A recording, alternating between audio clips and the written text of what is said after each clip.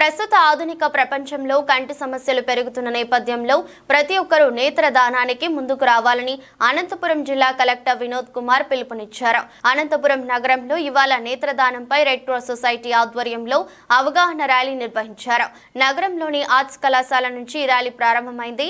ఈ కార్యక్రమంలో పలు డిగ్రీ కళాశాలలకు చెందిన విద్యార్థులు అలాగే వైద్యులు, రెడ్ క్రాస్ సిబ్బంది, ప్రభుత్వ అధికారులు పెద్ద ఎత్తున పాల్గొన్నారు.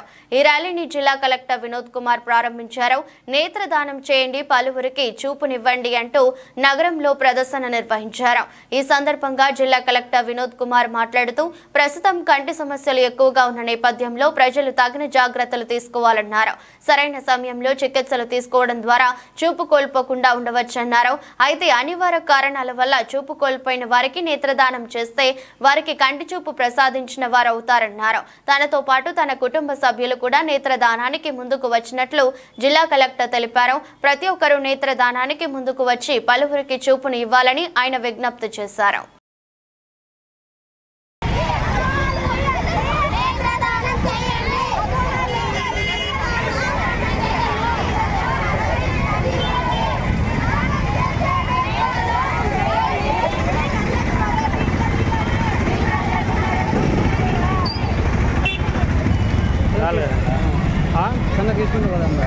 ఈరోజు ఐ డొనేషన్ మీద ర్యాలీని జూనియర్ కాలేజ్ నుంచి ఏర్పాటు చేయడం జరిగింది. ఇందులో వివిధ డిగ్రీ కాలేజ్ పిల్లలు, ఎన్సిసి పిల్లలు ఆల్రెడీ ఐ డొనేషన్ మరియు ఐ సర్జరీస్లో ప్రఖ్యాతి పొందినటువంటి సీనియర్ డాక్టర్లు, government doctors, private doctors, eye donation, eye related సర్జరీస్లో పాల్గొనే పారామెడికల్ స్టాఫ్ వీళ్ళందరూ కూడా ఈ ర్యాలీలో పాల్గొంటున్నారు. ఇందులో నేను కూడా పాల్గొనడం నాకు చాలా సంతోషంగా ఉంది. ఎందుకంటే ఇప్పుడు eye and sight related issues చాలా ఉండడం వలన, అలాగే చాలా వరకు బ్లైండ్నెస్ జాగ్రత్తలు తీసుకోవడంతో సరైన సమయంలో శస్త్రచికిత్స చేయటంతో మనం దాన్ని అరికట్టవచ్చు.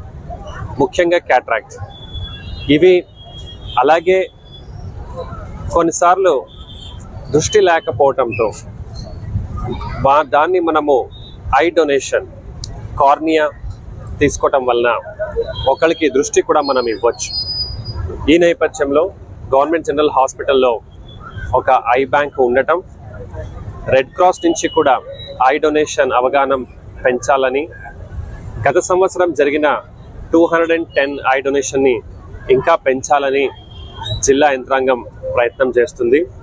అలాగే ప్రజలందరూ కూడా, మీరు కూడా రెడ్ క్రాస్తో సంప్రదించి, అలాగే మీ లోకల్ పిహెచ్సి కావచ్చు, అర్బన్ పిహెచ్సి కావచ్చు, అక్కడ సంప్రదిస్తే త్వరలో ఒక నంబర్ కూడా మీకు తెలియజేస్తాము.